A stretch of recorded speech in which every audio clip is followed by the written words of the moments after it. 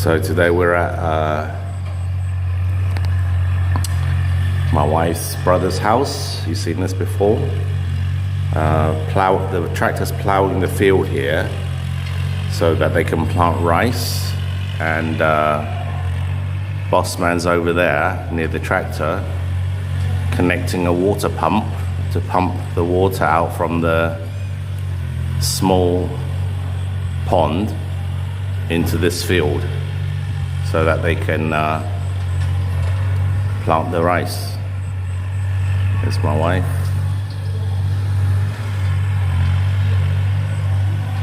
I'll probably go over there maybe and take a video later on.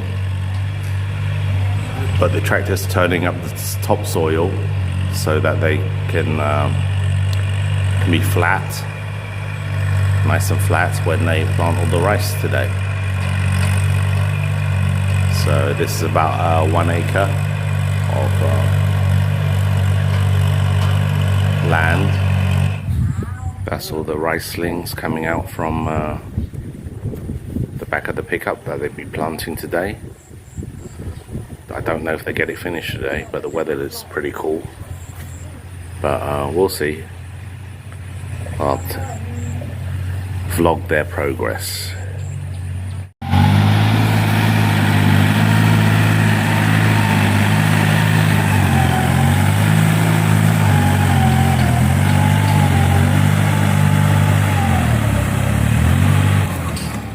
These little tractors are pretty good.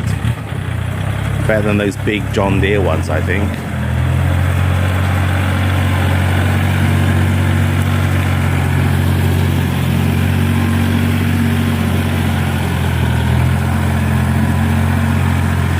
It's got quite a lot of torque.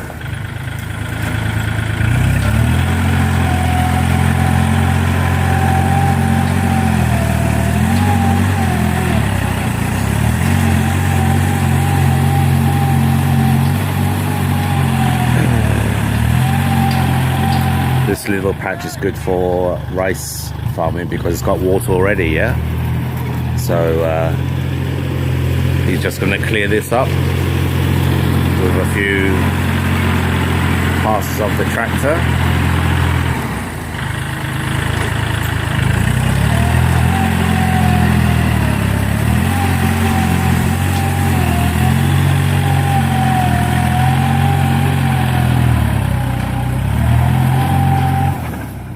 That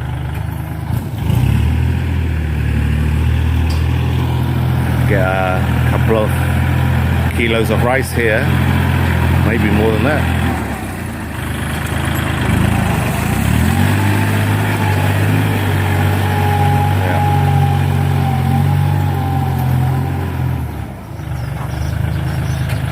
I think if I had the money, I'd buy one of these just for fun, like Clarkson.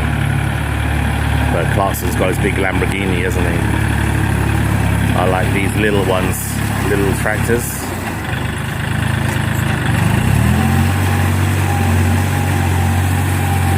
Look at that.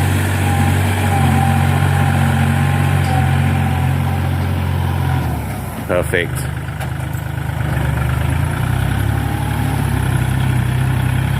See, he's backing up the water with the back end.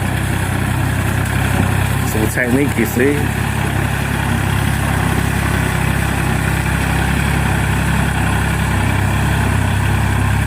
Taking some water out.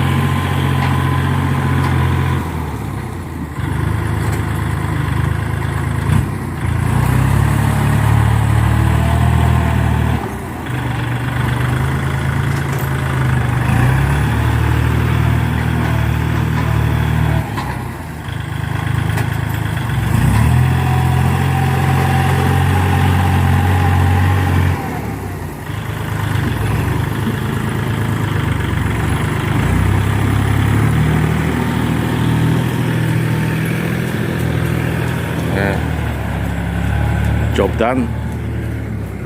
A couple of minutes work and he's turned this bit of grassland into plantable land. It's not bad, is it?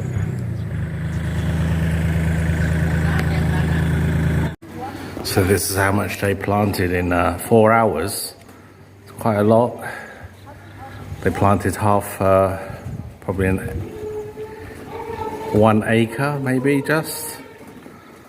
So they're finishing in about maybe an hour. So tomorrow, but they'll be all finished, this field.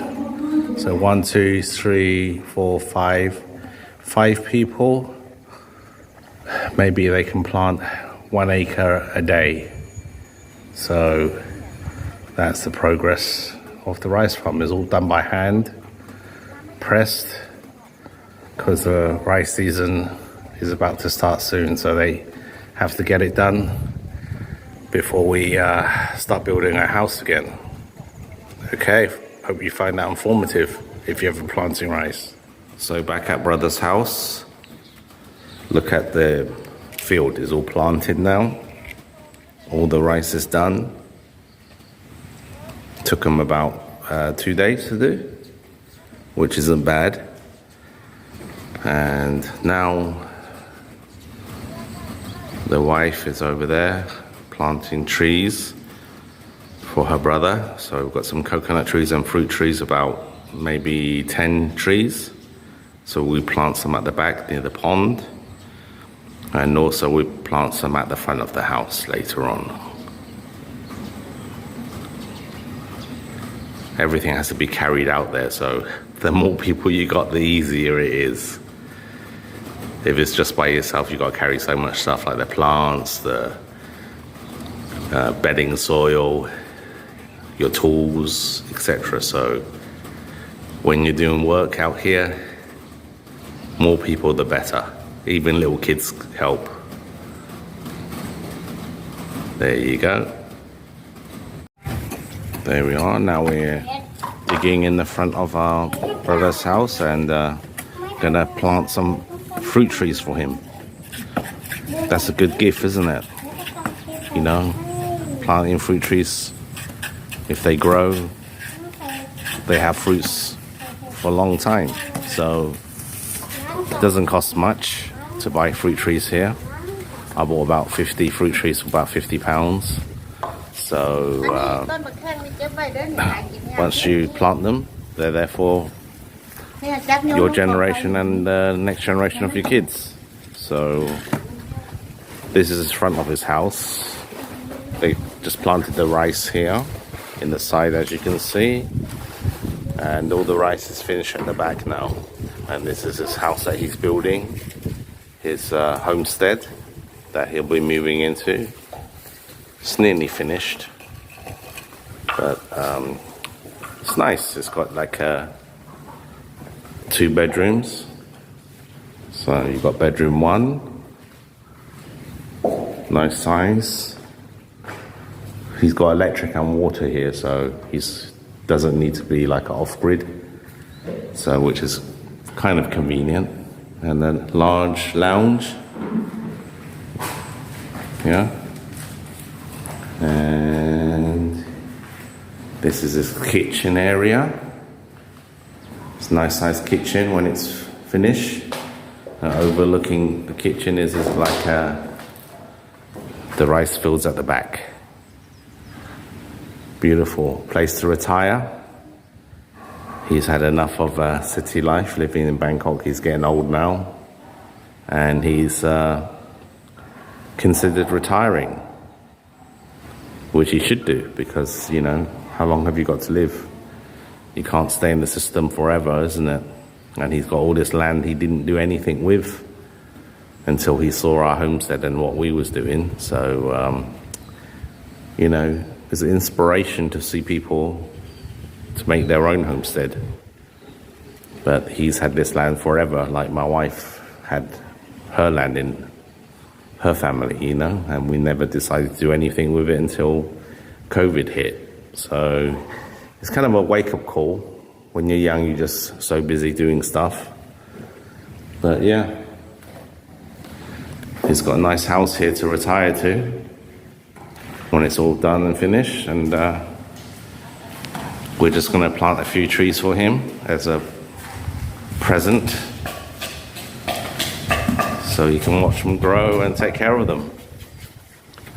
So there's a mango tree there. That'd be a nice place to put a nice mango tree right in front of the house. And we've got some rambutan trees and longan trees as well. So nice. There we go.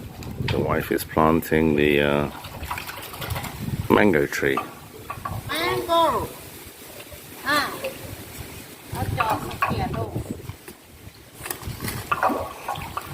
Just got to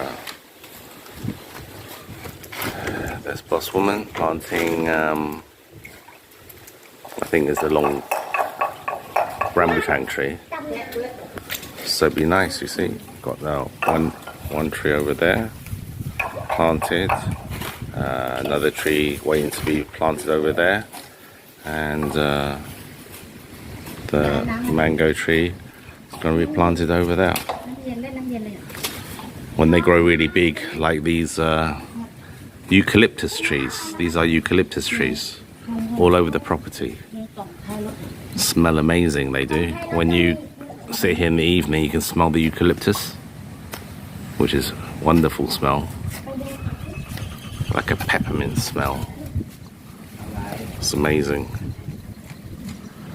So get planting, plant trees for the future generation.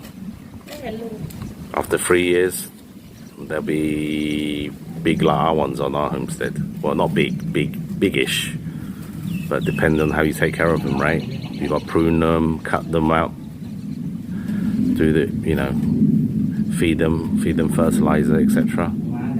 And once that's done, they just grow, and then they bear fruit. Every season they'll bear fruit for you. So take care of your trees, take care of your plants, and they will take care of you. There you go. Just give you a little walk around his property.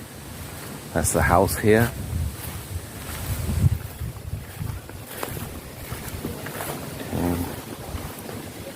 That's how the back of the property looks. That's the rice field that they planted yesterday. That's another coconut tree that was just planted now. Beautiful out here. In life is so much stress. When you come out here, you don't feel like you need to worry about anything, I don't wake up in England like full of gloom and doom all the time, maybe because it feels like I'm on holiday here, but I can tell you one thing. I haven't been watching the news or anything on what's going around in the world. Well, I used to follow it every day, but you just see how beautiful the rice fields are here. All the seedlings are planted, and this is probably, I don't know, acre and a half? No, about 2 acres. 2 acres of lovely rice that you can grow. And this will sustain you for a year. I mean, once this rice is harvested, you can actually have enough rice to eat for 1 year here. So you never have to buy rice again. All you do is invest some money on people helping you if you can't do it. You only pay them like about 300 baht a day. We had like about 4 or 5 workers there, so it's cost you about, 20 quid? Maybe 40 quid to get this planted, and it's done. So hopefully all the weather's good and the rain is good, and it's all good.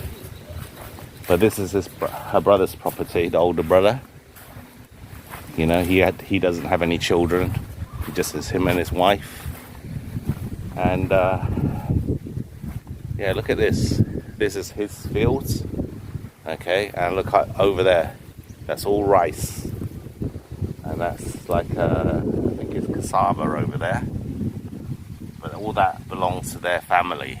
It's about 80 acres here with his brother, her other brother that owns it. So yeah, it's kind of a good concept, you know. People live in the city and they forget where they come from, like what I did.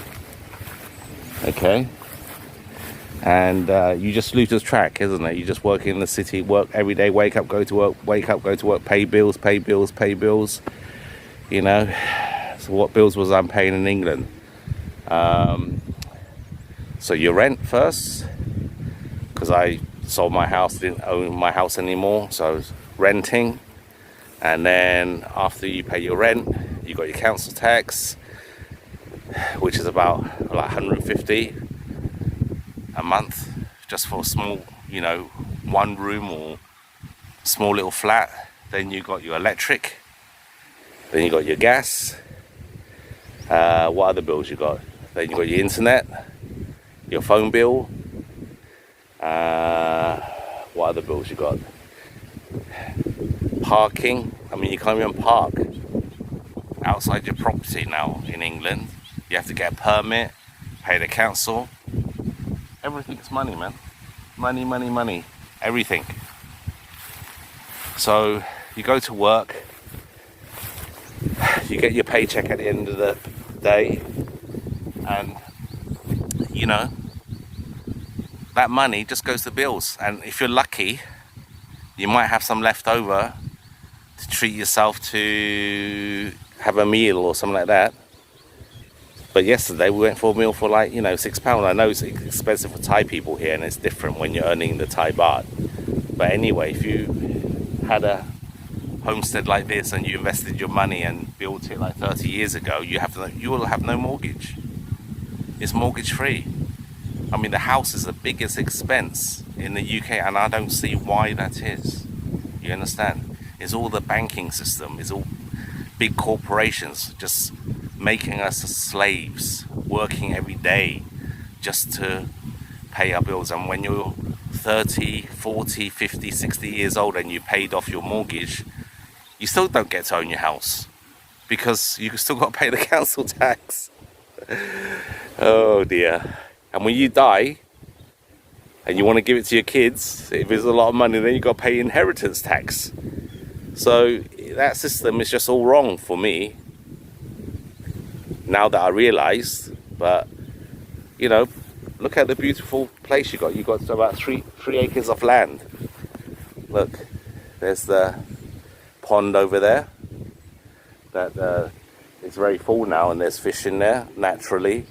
He didn't put any fish in there, but it's natural fish, and you're just surrounded by beauty, right? You know, give you a view. Look at the house. You know, waking up every day. Then you look at your rice fields and your plants. I mean, this is how we should be living. This is how I believe England once was, when people were living in little villages and they had their own plots of land and small holdings and grown everything. That's how I believe it was. But I think today we have lost our way in society. Everything's about the rat race, you know? Running, going to work every day,